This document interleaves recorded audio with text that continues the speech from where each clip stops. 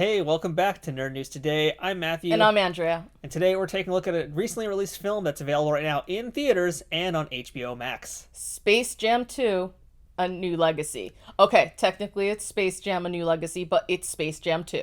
Yeah, because it is essentially a sequel to that first film from the 90s. And here it is now, so many years later, with a new generation. Basically, the generation who watched it originally are now adults, and they have their kids, and they're dragging their poor kids to watch this movie. Wow, way to bias everyone right off the bat. They're poor kids. Jeez. Actually, to be fair, I get the feeling that I'm in the minority because, yeah, I saw a lot of reviews for this movie in advance, and I didn't read too much into them, but I saw a lot of reviews just destroying this movie, and I was like, really? Okay, and it definitely kind of got my brain thinking this is going to probably be extra bad, but I hate to tell you guys, I actually didn't hate it, and I kind of liked it a little bit. Yeah, I'm gonna have to say I felt the same way. I mean, the reviews were blistering. They were hilarious. Some of the headlines were just ridiculous. If you look past what they were saying and just took the movie in for yourself, it's not that bad. Is it a great piece of, cinematic art? No, it is not. But it's not bad for what it is. Yeah, I think that's pretty much the best way to look at it. And we're going to explain why we think that. Because we still think it's pretty bleh also, but, not nearly as an abomination as everybody's been calling it. Yeah. So we got a lot to talk about here. And by the way, I actually have notes this time. I made my own little notes here in this little floppy piece of paper. So I got some things I can discuss. I got some actual talking points this time. Wow. I came prepared. Okay. Don't look at mine. I'll get your own notes. I have them up here. Good luck with that. Wow. And before we get too deep into this review, by the way, I want to give a shout out to The Coldest Water. Yeah, check them out. We're doing a giveaway. You can find out information in the comments to see how you can win a free bottle. Yeah, so go ahead and check them out, thecoldestwater.com. So before we get started, just, quick heads up, lots of spoilers. Tons of spoilers. If you actually want to go into this movie blind, stop watching, pause, whatever, go watch the movie, then come back. Because we are going to be talking about nothing but spoilers at this point. So, just a quick recap. LeBron James and his family. LeBron's son is having some conflict with his dad because he wants to do gaming and he's a video game creator. LeBron's all like, basketball, basketball, basketball, and he's not thinking about fun, he's thinking about fundamentals. Because that's what he had to do when he was growing up. He had to take his mind away from games and just put it all into basketball. This leads to conflict, which Don Cheadle, as Algae Rhythm, decides to take advantage of. He sucks LeBron and Dom, James, that's his son, into, the serververse. Yeah. And challenges LeBron to a game, basically. He takes advantage of the kid, and LeBron has to go find a basketball team because then it's all life and death, It's like, oh, LeBron, you lose, you're gonna come hang with us in the game forever. And if not, well then, I guess I'll let y'all free. And needless to say, he recruits the Looney Tunes, they play ball, they have fun, they learn a life lesson, yada yada, the end. And Don Cheadle goes and evaporates into the ether. He does not, no. He gets posterized. Thank you very much. He gets posterized, folks. So, where do we begin with this here? So, no, I'm going to start with the very, very beginning. We're going to start at the very beginning. Because it's a very good place to start. The first 5 minutes of the movie are actually pretty solid. I have to admit, I was actually very impressed by the first 5 minutes. I was like, this is actually pretty good. Yeah, the first 5 minutes are solid 5 minutes. They set up the entire story. It's young LeBron. His friend gives him an old Game Boy. LeBron's all like, oh, cool. But it causes LeBron to kind of screw up a basketball match. Which, by the way, is really funny to me because that game was Bugs Bunny's Crazy Castle. Mm-hmm. That's one of the worst Game Boy games out there. So I'm like, wow, LeBron, you almost ruined your game for this piece of No, he game? did ruin his game. Yeah. I was like, really? For Bugs Bunny's Crazy Castle? Well, that was the way of showing that he was all hooked up with the Looney Tunes, But, man, he could have had a better game. But I guess, to be fair, most of those games in that era were garbage. They were not garbage! And they were a lot of them were pretty bad. Most of them were pretty bad. There were classics. There were beautiful games. You shush your mouth. You shush. Shh. LeBron loses the game, and his coach is talking to him afterwards, and he's all like, dude, you can't play video games if you want to be great. And you're possibly one of the greatest. The greatest players, I've ever taught. And he's like a middle school kid at this Yeah, point. put a lot of pressure on the poor kid. Yeah, right? It's just like, dude, that's really messed up. But that pretty much sets it up for everything going forward. You know, LeBron makes the choice. He's gonna give up the video games so he can be the best. And then we're treated to this wonderful montage of both opening credits and LeBron's career. It was pretty nicely done, yeah. Yeah. Good intro. It's kind of the similar thing that they did in the first movie as well, except the first movie had like basically Michael Jordan's career kind of going through it. So it's kind of the similar thing, you know, Michael Yeah. Jordan as a kid, and then it's his whole career, and then in this case it was Michael Jordan's retirement. This time around, it's kind of just still going with LeBron, his career, Yeah, different things he's done. Yeah, I mean, I think one of the biggest differences is, you know, Jordan was basically done with basketball and he was being called back, whereas LeBron was just doing his thing and it was more of a familial conflict, which in some ways I think was a stronger setup. Yeah, I actually agree. I always was not really too into Michael Jordan's thing, especially because like by the time the movie came out, I think he was already back in basketball. Yeah. So it wasn't like it was a surprise ending or anything like that either. And you know, it's not like he could in real life thank the Looney Tunes for help reinvigorating his love of basketball. Now LeBron, they did make it a much more personal story, and I think it definitely works better as a premise, at least that first part of it. Yeah. The premise overall was a stronger premise. Yeah. You know, because it was a good through line for the entire movie. It's just then they added the rest of the plot and it just becomes a thing. Yeah, because then we get quickly introduced to, well, you know, we get to meet the whole family, which is cool, whatever, and we see, as we mentioned, the family struggle, which is Dom wants to go to E3 gaming camp to work on his game. LeBron wants him to go to basketball camp. We get to see the important part. It's going to be towards the conclusion of the movie, what happens with the game and the glitch. So we're basically setting everything up. It's really nicely done, and you know, it's all there. All the pieces are there, which is great. And then we meet Don Cheadle, and then it's like stocks when the pandemic first hit. Yeah, it's like, Don Cheadle, what were you thinking? He got a fat paycheck. I love you, Don Cheadle. I have always been a big fan. You are a brilliant comedian. You are a brilliant dramatic actor. What were you doing? I have a note here about that, and it says Don Cheadle is an algorithm. That's stupid. It really does have that. It says it right there. It does say it. And here's the thing. All things aside, Don committed. Like, he gave it. You know, like, He just played himself, let's be honest. So he was just being himself. He brought himself to the role. Like, I strongly believe that he was not half-assing it. And I also want to add, too, I guess kind of skipping ahead, since, you know, he's the head of the Warnerverse server or whatever, right? So we're living in a world where all these movies, all these TV shows exist, but Don Cheadle doesn't exist. That's a really good question. Oh, that's a really good point. I know there's been people saying that there's been, like, some plot holes here and there. I think we'll probably talk about one of those. That might be one of them to me, but yeah, like, how do we live in this world where all these movies are clearly things that exist? And my theory is that, well, obviously the Marvel Universe doesn't exist. It's only the Warner Brothers universe that exists in the world LeBron James lives in. But here's the thing. We have the DC verse. So if we have a DC verse, then we have to have the MCU. Do we? Yes, Why? because we do. No, it's Warner Brothers. They control all the media. That's why the only media that's in the film No. is Warner Brothers media.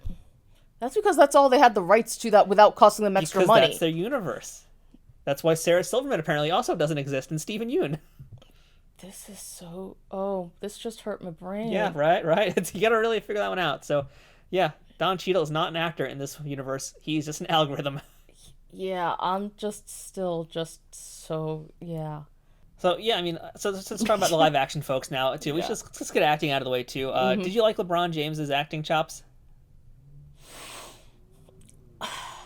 He's clearly very stiff, but I think he was trying. I saw a lot of people like basically comparing him to Michael because obviously it's a Space Jam movie we're going to. The reason I never liked the first Space Jam is because of Michael Jordan. Number one, I was never a sports fan. I'm still not really that side of sports anyway, a fan of those things. But I felt Michael Jordan's acting, even as a kid. I was a kid complaining about this because, yeah, that's who I was. It was so stiff and dead to me. I was like, I don't believe him at all. And you know what? I think part of this is because of the lack of personalization in the plot. Because LeBron had more... He had more to work with because he was fighting for his family. And that's almost always going to trigger something. And I think he had a few really decent moments in there. Was he the greatest actor? Hell no. No, not at all. But you see these moments where it's like when he's playing the video game with Dom in the very beginning. You know, early on when he's learning about it, and he's all like, what is this? And he's like, wait, what? But then you also see him having a little bit of fun, and it's like, oh... he's emoting. He's showing range. He's being a dad. He's being truthful. Yeah, like there was something there. There was definitely a lot more Yeah. there because Michael Jordan just showed nothing the whole Yeah, movie. yeah. Yeah, LeBron definitely showed a lot more.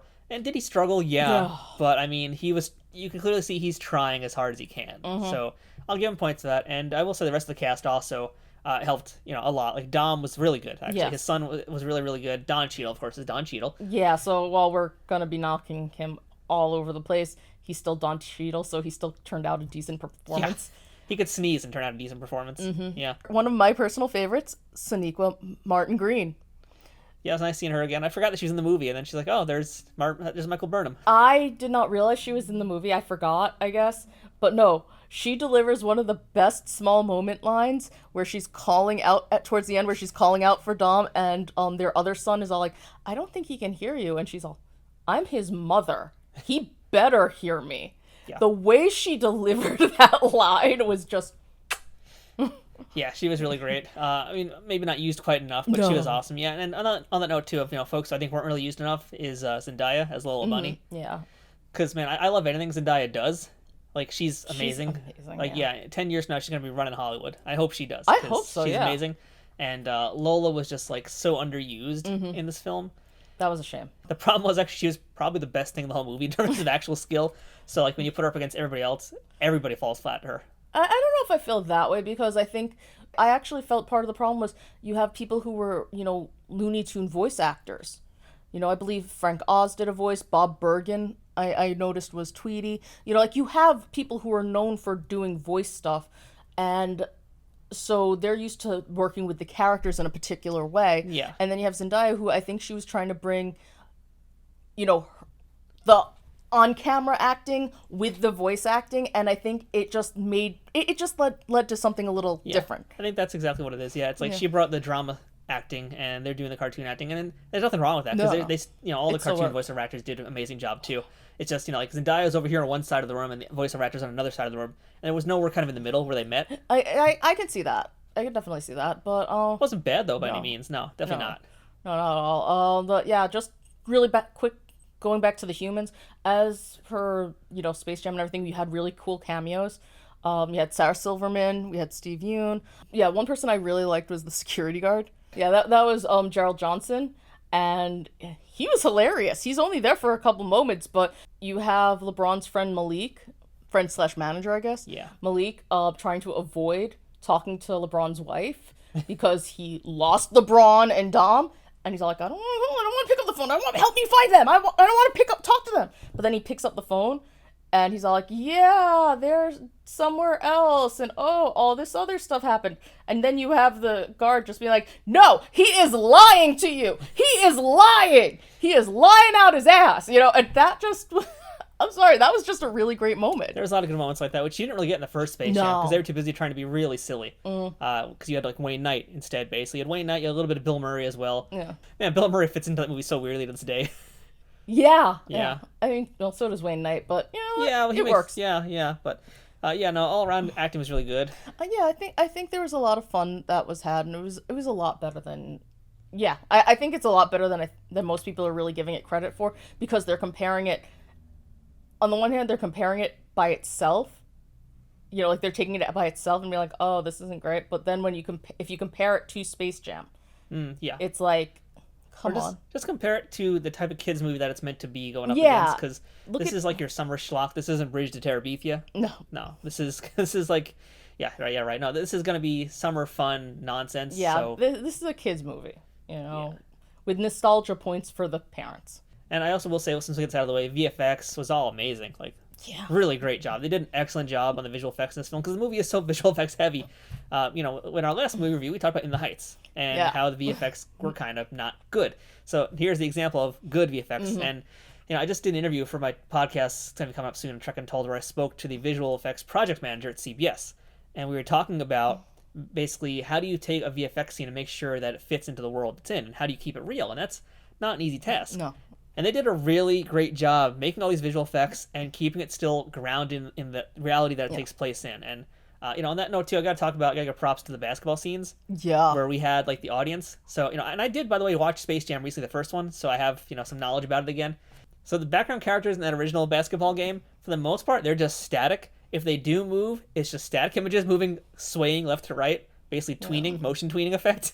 And that's all they did, and they reused the same ones so many times. If you watch the scene, you don't even need to look that hard. You'll see the same model, some of them even side by side. That's lazy because they couldn't afford better. This time around, they got actual, for the most part, a lot of human extras and a lot of costumes, so they like really went out. And those costumes were all, for the most part, WB Universe characters. They were all WB Yeah. Universe characters. What are you talking about? And then in the background, you had a lot of CG stuff also that were also WB stuff. So, like, they really went out of the way, and they put a lot of Easter eggs in those background extras, too. So, yeah, I know you're probably focusing on the game, but they're there, and they add to it. So, you know, double thumbs up for really spending a lot of time on the VFX, especially with the background extras. It wasn't just the background. I mean, there was just so many things that they did right on the VFX. I mean, the way that they went from 2D to 3D, I thought was really great. The way that they had 2D mixed in with 3D. Just the video game effects by themselves were just wow. Yeah. You know, with the different power-ups, the way that the characters were changed. And I even like the serververse for the most part, minus the fact that Don Cheadle was still Don Cheadle. And again, I'm going to go with, if he's a part of the serververse and he's in charge of it, why is he choosing to look like a human? Why is he choosing Don Cheadle? No, I don't mind that part as much. You know, Don Cheadle's is just as good as anybody to pick. It's just you had his little, you know, flying dude, Pete. Pete was adorable. That's the only reason Pete was in the movie, yes. Go yes, on. But at the same time, it's like, okay, you got this version of essentially, you know, the serververse's version of Clippy. Yeah. You know, from Microsoft Word. And he's adorable and cute, but it's like, why is Don Cheadle looking all like a 3D human? Why can't he look a little more animated in some capacity or digitized? I did like when he was digitized a few different times, like when he was the 2D drawing and when he was the 3D version. Those all looked pretty good. I mean, I did like steroided up version of three-dimensional version of him. That was pretty cool. Which I'm pretty sure is part of why he chose to be a part of this movie. Yeah. Because, you know, who doesn't want to see themselves all bulked up and being a badass basketball player? And one of the parts I also really liked was once Bugs and LeBron go out recruiting the other characters. Basically, this is where you get into one of the controversial parts that I think a lot of people were talking about. They were saying that this movie is basically one giant advertisement for all of the other WB movies and the entire WB verse. Because what happens is LeBron and Bugs have to go find the other Looney Tunes, but they're all spread out in different places, like, say, Harry Potter World, or, you know, the DC Universe, or Austin Powers Land, which was an interesting choice that I think we both agreed was pretty... I liked it. We both agreed it was pretty disturbing and also great at the same time. Like, you knew it was going to be Elmer Fudd coming out as Mini-Me. What I didn't expect was Sylvester as the hairless cat. Yeah. Sylvester Hairless is just... Mr. Bigglesworth Sylvester. That was gross. But Elmer Fudd as Mini-Me was just a touch of genius. Although I know you loved Granny. Okay, Matrix Granny is weird and confusing. And Speedy Gonzalez, who, by the way, was voiced by Gabriel Iglesias, which is really cool, too. Yeah. Definitely a fan of Gabriel Iglesias. And yeah, Granny Matrix was weird. That one was confusing. I'm sorry, like, it's not that I loved it, it's just that it broke me a little bit. I gotta be honest, I mean, you have all these moments that are just so recognizably, you know, Matrix, and then it's Granny. It's pretty great. It was pretty great, and also just... I know it's sacred territory for you, that movie, but... No, it's just, she was playing Neo, but she was also playing Trinity. She was playing everyone. She is the Matrix. Yeah. And that's what was messing with me. She was literally everybody except for Mr. Smith, Agent Smith, you know? But it was still really cool, and I did, you know, like, it was a lot of fun seeing them in the different places. For me, one of the highlights of this whole finding everybody part was when they visited the DC-verse, because they gave a big shout out to the old 90s Superman and Batman cartoons. That was really fun because you had Jimmy Olsen cameos, you saw Jim Gordon, you saw Clark Kent, but, you know, whatever, Superman was very important to this whole part. But then you also had, on the runaway train, you had Lois, Alfred, and one of the scientists, you know, just in there just like, ah! Yeah. You know, and that was pretty great. And then, of course, Superman has to save the day because Daffy screwed everything up because he thought he would be Superman, so he was in charge of it. It's a whole thing. You know what's kind of fun about that scene, by the way, is there was a series of McDonald's Happy Meal toys that were probably like one of their most popular lines, where it was the Warner Brothers Looney Tunes as like DC characters. Yeah. Remember those? So those original toys, by the way, Bugs was Superman and Daffy was Batman. And this time around, Nice. it was the other way around. So that's just a fun little nod. That is pretty cool. Also, I cannot wait until I see the merchandise of the Bugs Bunny mobile. Yeah. Because that thing had bunny ears and I loved it. And I loved that LeBron was Robin. Yes.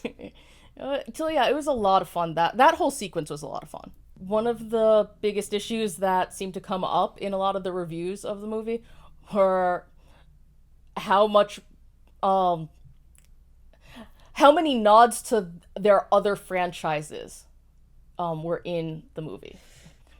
Because there were a lot. I mean, there's product placement a little bit in this film, which is also a nod to kind of the original Space Jam 2, which is basically a giant Nike advertisement. Let's get real, folks. Yeah. But yeah, in this case, we're looking at like all the DC, all the Warner Brothers properties that they own, and we're seeing them all in this movie as a product. Yeah. And I mean, nothing said it as loudly as during the basketball game, where the Serververse literally pulls in characters from every single Warner Brother property that they have. It was pretty great seeing the Hanna-Barbera characters, by the way. Oh my god, I loved that. Yeah, that was awesome. I saw Baby Bam Bam. Yeah. I saw the Jetsons. I saw Animaniacs. I swear to you, I saw some guys dressed as 1776, constitutional men. I mean, Constitution men. There's a lot of like generic style characters too, but regardless. No, I swear to you, like those guys belonged in 1776. I looked it up. Warner Brothers owned it.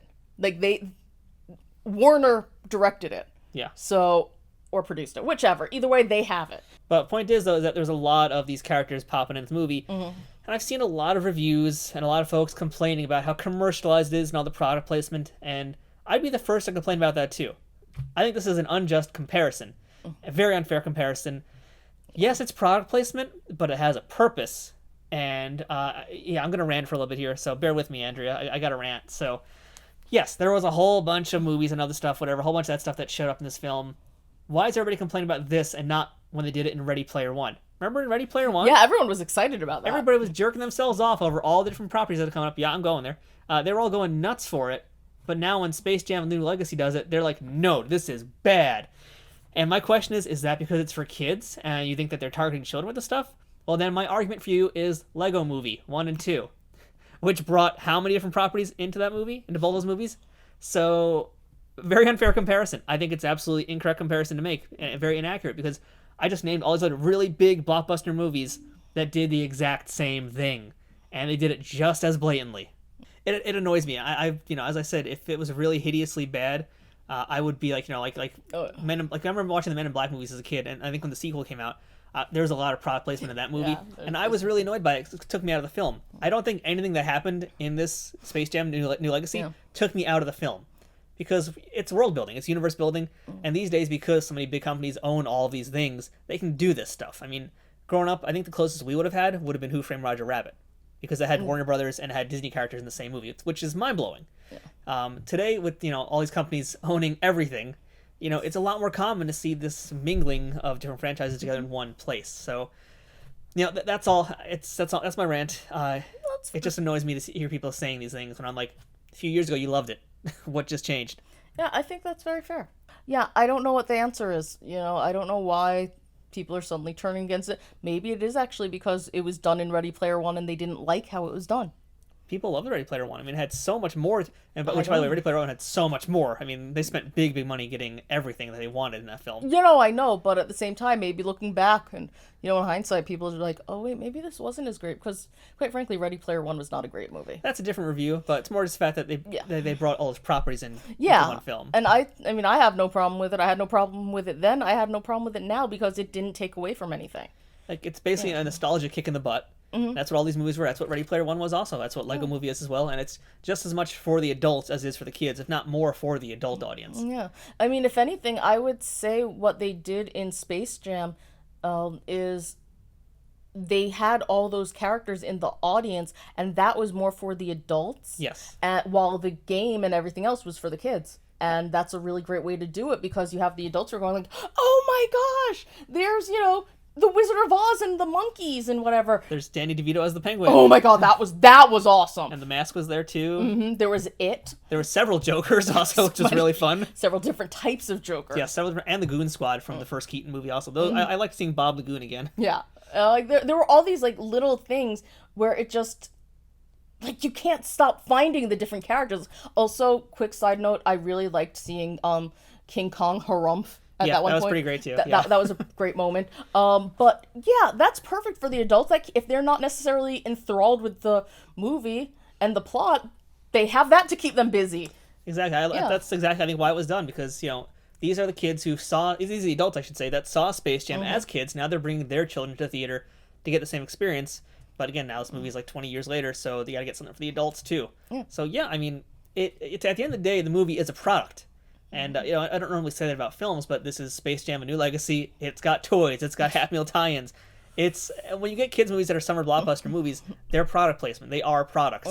So that's what this whole movie is. The entire thing is a giant marketing employee to get you to watch more Warner Brothers stuff and buy their stuff. So, is it disingenuous? Yeah, but it's not inauthentic because it knows what it is. And going into this, I think everybody knows what it is also. It's not a surprise, and it shouldn't be a surprise in a negative way because, again, I just said Ready Player One. I just said the Lego movie. What's the diff? Let's talk about something that we haven't really talked about. How did we like the animated characters? I enjoyed all the animated characters. I thought all the voiceovers were really great. I think I agree with you on that one too. Yeah. No complaints about it, whether they were 2D or 3D models. I liked that. Yeah, I liked that part. I liked all of them. Yeah, you know what I was also noticing? It was a big controversy when it was first announced, and about how Pepe Le Pew was not going to be in the movie, because he is an outdated character, and I gotta tell you, I didn't miss him. Yeah, I actually didn't either, to be quite honest. Yeah, I didn't miss Pepe. It was no big deal. Yeah. I mean, yeah, and the other thing too, you notice that Elmer Fudd was there. He didn't have his gun once, and I've had actually discussions about this in the past, where I know that was a big controversy last year or 2 years ago, whatever it was, where they were saying Elmer Fudd's no longer going to have his gun. And I've always argued that, was the gun what made his character funny? And the answer is no. Because Elmer Fudd's first appearance, he didn't have a gun yet. He wasn't he was a hunter, I think. I don't even know if he was a hunter yet at that point, but he didn't need the gun. The gun was not what made him funny. What made him funny was his accent, his way of talking, and the character itself. The gun was an accessory. And an accessory to gags. So, you don't need the gun. It's not that big of a deal. No, you don't need the gun. You don't need the non-consent attacking, stinky skunk. Yeah, I like Pepe. I like his cartoons. I think there's definitely a better way to use him. Like, if you ever watched the Looney Tunes show, which is on HBO Max, I think he was really good there. I mean, he was still kind of a perv, but a better perv. And by the way, he was voiced by Rene Auberjonois. Okay, I'll have to watch that later. But yeah, there's a time and place for him. But there's so much going on in the movie, too. Like, do you need Pepe to say, one or two token lines? Yeah, we didn't need the weird sexual harassment that is Pepe in that. Like, there was no need for him. And since, I just mentioned that, we might as well also segue into the other controversial character. Lola Bunny. Lola's friggin' awesome in this. I like Lola in general, but I think she was a wonderful character here. Yeah, like I said earlier, I think Zendaya is amazing and was the best choice to choose for this. Yeah. So, yeah, I got a lot to say about Lola, and I feel like, I am coming from the male perspective, but that's actually, in this case, I think, a fair, valid point, because... I grew up with the age group when we first saw Space Jam. We were all like, yo, Lola. Because, I don't know when the last time you've seen Space Jam, the first one. Not that long ago. I just watched it again, and it kind of confirmed my what I remembered the movie being about with her. She was there just as eye candy and just to be sexual. That was literally her only purpose in the film. She shows up swaying her hips. Okay, no, to be fair, she was showing them how to play actual basketball. She knew how to play. She did. But that wasn't her purpose in the film. Lola was a multi-purpose character, okay? One of her main purposes was to be a sexual character, but she was also the character who knew how to play basketball. She did, but which of those things was really more focused on in the film? Which is the thing that people remembered more, is kind of how I look on it, because I felt that there was sufficient attention given to her basketball playing skills. And also the fact that she wasn't your typical female because she kept, shooting down bugs.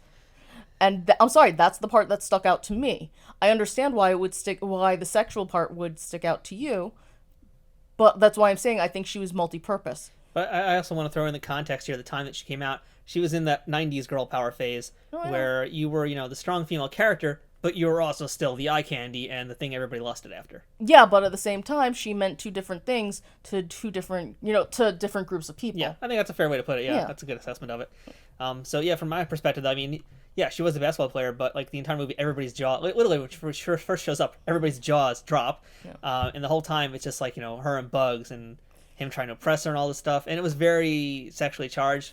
Whereas this time around, the relationship between Bugs and Lola, it is romantic, but it feels a lot more real and emotional, and that there's stakes involved.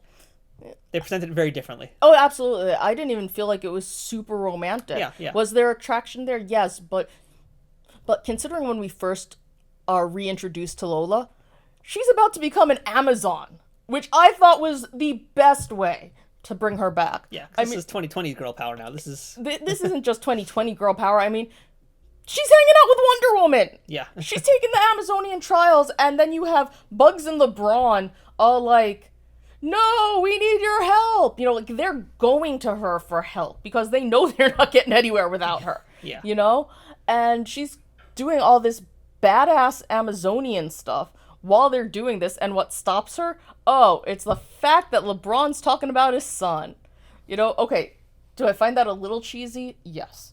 But at the same time, it's a far better introduction or reintroduction to her. Yes, there was obviously the attraction between her and Bugs, but it wasn't overt. It wasn't even necessary. And yeah, it really was very, very minimal what was there. I felt like there was something there, but it's not a major part of the story. And I feel like in the first Space Jam, it was much bigger about Bugs trying to get with her. There was a lot more focus on that. And I think that's part of what I really like about this movie is there was no need for romantic love. Like, there was no need for it. I didn't miss it or any of it. It was about LeBron and his family, as well as Bugs getting the team back together. So basically, Lola being desexualized is not a bad thing. No. Anybody who's complaining about it just spent too much time wanking in their basement while looking at pictures of Lola Bunny and their Looney Tunes magazines, which is really sad. Yeah. And I gotta say, too, considering this is now, like, I think probably this is the fourth representation of Lola in cartoons. Mm-hmm. Because the first one would have been Space Jam when she debuted. Then came Lunatics Unleashed, where she was like a superhero. Terrible cartoon, let's not talk about it. Then was the Looney Tunes show, which was, I think, like 2012 that came out, which is really good, by the way. I recommend it. Because that was kind of like the Looney Tunes meets Seinfeld. It was really funny. It's really, really good. If you haven't watched it, absolutely check it out. And then now we have Space Jam: A New Legacy. So, up until now, the best iteration of her probably would have been the Looney Tunes show, where she was like a Kramer kind of character. Mm-hmm. So it's nice to see her actually be a little bit more fleshed out also. And again, Zendaya was amazing. Yeah. I mean, I just really liked Lola in this. Yeah. I don't know how else to explain it. I liked everything about her, and I liked the fact that she looked like a real player. Yeah. I mean, that's not to say she didn't look like a real basketball player back then, but the way she was dressed back then. And the way she was drawn. And the way she was drawn. But no, that's what I'm trying to say. The way she was dressed impacted more about the way she was drawn, because if she was drawn the way that she was, she had those curves, and she was wearing the clothes that she wore in Space Jam 2, her body could have done the swaying back and forth and everything, all the sexual stuff, but it would have looked differently. Yeah, that's true. Because I don't want to shame any body type here. Curvier Lola, not as curvy Lola, they're all good. It's all fine. She could play basketball as long as she can play. That's all that matters. But how she dressed, I think, is what really played a big role on it. And back then it was pure sex. Here she's dressed, in the jersey and the shorts. Well, I think to be fair, also we didn't even mention like the voiceover actor, if you remember the original, and was doing it like Jessica Rabbit practically. Oh, absolutely. So, for all intents and purposes. They were really trying to sex up that character. No, they absolutely were. Yeah. Like, I'm not gonna deny that. But Zendaya's not doing that. Nope, Zendaya's not having that, and that's why she was such a better character. She just played Lola, as a human, as a bunny, but as a person, anthropomorphic bunny. Yeah, as a person, as a being. Nothing. Yeah, she just did a good job. Now, I want to go to another point too. You just mentioned a few minutes earlier as well, which was about the plot and how Lola came on to help because she wanted to help rescue his son. So yeah, I saw a lot of complaints and other reviews saying how the plot is so hackneyed and it's been done again and again and whatever, and how they drive it home and it's whatever. Yeah. I'm gonna go back to what I just said about the nostalgia and all the product placement. Where were you people when the Lego Movie came out? because a Lego movie is the same thing. Lego movie did what was done here, obviously, way, way better, because that was a brilliant film. But again, like, the story is nothing new. Why were we expecting them to reinvent the wheel and Space Jam: A New Legacy? Like this is why I'm so lost on these reviews that came out for this movie, because I'm like, I would normally agree with this kind of stuff, but these are stupid comparisons, and I don't get it. Like, yeah, it's a hackneyed plot. We've had it again and again, but Oh, I mean, it's a movie. You could tell, right? You can literally tell from the first 5 minutes. You know exactly how it's gonna end. You know, like, I didn't know that his family was involved. I stayed very unspoiled about as much of the plot as I could. So, I mean, I knew about the Lola and the Pepe, the Pepe controversies. But in general, I didn't know that, it was going to be family, revolving around his family. Yeah, I didn't know what the plot was either, to be Or honest. or that Bugs had to put the team back together, or any of that stuff. I just knew that LeBron was in it. Yeah. I knew LeBron was Michael Jordan in this case. And so the first 5 minutes, you know exactly that there's going to be something about video games, and you know exactly it's going to be something about, LeBron having to learn how to, focus to be great and basketball. Because fun and fundamentals, the thing that they kind of hammered it away really hard at the beginning, and also the glitch, which is going to be how they... Well, later on, yeah. Yeah, I mean, it's a well-constructed movie for kids. It's fine. Like, it tells you everything you need to know. It's perfect in that regard.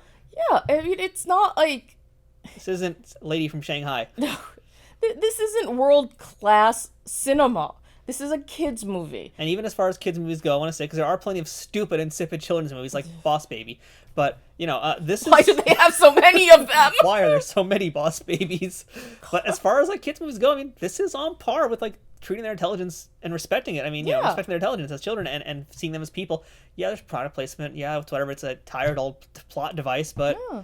It's fine for this. It's fine. Get over it. But on that, I do want to jump on then to another part, which I will agree with, and that was some folks were complaining about plot holes. Okay. I have notes. Oh, God. Yeah. So where do I begin here? Well, besides Don Cheadle being an algorithm, that's stupid. So I gotta ask the question to you, Andrea. How did LeBron's son, Dom, just allow the algorithm to completely take over and say he's going to keep everybody inside this world and all this horrible stuff when Dom is literally as close to me and you right now when all that happens? Why is he just like, that's cool, I'm going to get back my dad though, right? Like, Dom is not a character who'd want to take down the entire world. He has no motivation to support that belief. He just wants to show his dad who he is. So, like, why is he okay and knowingly going with Al G. Rhythm's plans? Okay, because I think that they were setting it up to show that he was kind of clueless. So, like, while he's distracted with leveling up his character... That's, if I'm remembering correctly, that's when Al G. Rhythm tells Pete to steal the code. Yeah. So he's kind of oblivious. I mean, Al is being manipulative, obviously, but I mean, like, once we get to actual game time. But that's just it. He at that time he supposedly didn't hear, because you remember he comes in from from the top, and he's just like brought in this big melodramatic way. So it's possible that he couldn't hear what was happening, that that Al had him in sort of a soundproofed area. I don't know about that. I think that's also stretching to, like, find logic in something like this. Okay, fine, then I'll go with a different type of logic. Kids can be oblivious. Kids can be oblivious, but... Teenagers can be oblivious. But, I mean, he said it, like, right next to him a few times, I think, even. And it's like, he knew what was happening. I don't think he was paying attention. I feel like they wrote him that way, but I'm just, like, in the situation, I feel like it's... How do you not know? No, I had similar thoughts. I'm going to be honest. I had similar thoughts about this, too. I'm just like, doesn't he realize what's happening? I mean, he's being kept away from his mom, for crying out loud. But that's just it. I don't even know if he didn't even realize his mom was there at first. Like, you see the moment when he realizes his parents, his mom's there. So I don't know if he was really aware of what happened. And, because he was focused on the other stuff. And the truth is, teenagers can be obscenely self-absorbed. This is true. I just felt like, the stakes were pretty big. I just, I disagree on that point. I think he must have known something was happening, and he would have figured out at some point. I don't know. I just, they skirted by it very easily in the film, so it's whatever. I think they glossed over it very easily. I think there are ways to logic it out, but at the same time, I also agree that it's sort of like, why didn't he know that this was a huge issue and not just about LeBron versus Dom? Also, Kronos, why not just let him in the whole game? Mm-hmm. It would have been done. I did not like Kronos. The Kronos was a waste of space, because it's like, you got the most invincible character here. why isn't he just playing the whole game by himself and let's end this? Yeah. That was stupid. And also, this is kind of a silly nitpick, but this is what I do. So the points in the game, how they're basically, like, whose line is it anyway? The points don't matter. They're made up. The points as they were going, they're like worth whatever. They're worth so much things. When we get to the final few shots that are thrown, I was like, why are they worth so little all of a sudden? Because they were basic shots. No. I know. No, not at all. They totally were not, especially when Don Cheadle jumps to the game finally. Yeah, I'm not even calling him Al. I'm calling him Don. That's what I wanted to do. I was trying so hard to go. It's just Don Cheadle on steroids. Yeah. When he goes in the game, he does the slam dunk. There was no style points. It's only worth 2 points all of a sudden. When, like, 5 minutes ago, you're getting, like, 600 points or something like that. And then the final shot in the game is, like, a boosted power-up, which, again, when we saw... And this goes back to the glitch, right? So when we first saw that glitch and what happens, you get posterized and all the style points you get for that, it's worth a lot more than 2 points. Suddenly, in the final shot of the game, it's worth 2 points. And the style points didn't happen, like... But no. Oh, okay, so I think you're thinking two different things. The glitch happened because of the particular move. The style points, being posterized and everything, that was normal. That was something that was supposed to happen. The glitch happened when he did the particular move. Yeah, I mean, the glitch doesn't get you points, but I thought, like, getting posterized was some extra points. No. I mean, there's definitely supposed to be extra points for getting posterized. There's definitely supposed to be extra points for, style and everything. So yeah, so the glitch is and the point system are sort of two different things. But you're absolutely right. That was actually really messed up. Like, why wasn't it more? Yeah. The only thing I could think of is maybe as you get later on in the game, and this wasn't something that you explained, that was ever explained, but maybe as you get further into the game, the points got harder to If it's not explained, it doesn't exist, 'cause that's how movie rules work. I know, but I like the game, so I'm just like, I would play this game. I would play dumb ball, and I would have so much fun with it. I mean, there was a lot of just silly stuff like that, but... Yeah. that would have to be a lower point to some of those little plot holes, because I know some folks complain about them as well. I don't really know if they were the same ones we had, but, I think overall thoughts, the movie was fine. It's getting nailed for no reason. I don't really understand why. I wonder if it's because a lot of folks just, this movie isn't for them, to be quite honest, because, I do, obviously, it's pretty obvious to point out that this is a film about LeBron James and his family, and they are people of color, and I kind of wonder if that plays into some of these reviews. I was wondering that, too. One of the critical reviews I saw was a New York Post. So, I mean, I don't want to, be that guy who's conspiracy theorizing this kind of stuff either. But I could easily see that. Because I know you told me, like, one of the parts you liked about the film early on. Oh, yeah. Well, yeah, I was going to mention that. There's a little moment in the film that I thought was actually almost... It's a little revolutionary in some ways, because it's not something that you see in a lot of movies, and that was LeBron and his wife are talking, and they're getting ready for bed, and LeBron puts on a do-rag. He's protecting his hair. It was just such a great moment to just see, hey, LeBron's putting on something to protect his head at night, going to bed. It's not something you see normally, and it's not something you normally see a guy do. And I thought that was just such a cool little moment. And that's what I'm kind of getting towards is, there's a difference here between Space Jam and Space Jam: A New Legacy. Yeah. And as I already mentioned earlier, Space Jam had Wayne Knight and Bill Murray. Space Jam: A New Legacy has Gerald Johnson, and it's basically got more of a black cast. Yeah, it's an almost entirely black cast. And yeah, there's more folks on that, and I think, especially even as a kid, like I wasn't really too into, like I said earlier, Space Jam, but I know a lot of folks who are people of color, and Space Jam meant a lot more to them than it meant to me, because I know someone, in fact, who told me this, that seeing, as he put it, seeing a black boy fly in the air meant so much to him, because it was something you just didn't see as a kid. Yeah. And I never really, it wasn't my perspective, because I didn't share that perspective, and now hearing that as an adult, I'm like, oh, I get it. So Space Jam: A New Legacy has got intended audience, and it's meant for everybody, but it wants to make sure that the people of color and kids out there who are of color, they know this is a movie for them, about them. So I kind of wonder about that. Yeah, something ingrained or systemic, maybe. It's a fair question. It's definitely something I noticed and wondered about too. I think for people, for reviewers, that's something that they now always have to ask themselves is, am I having this reaction because I'm not necessarily the intended audience, so I don't fully understand something? Or, could there be some unconscious biases that I'm not aware of?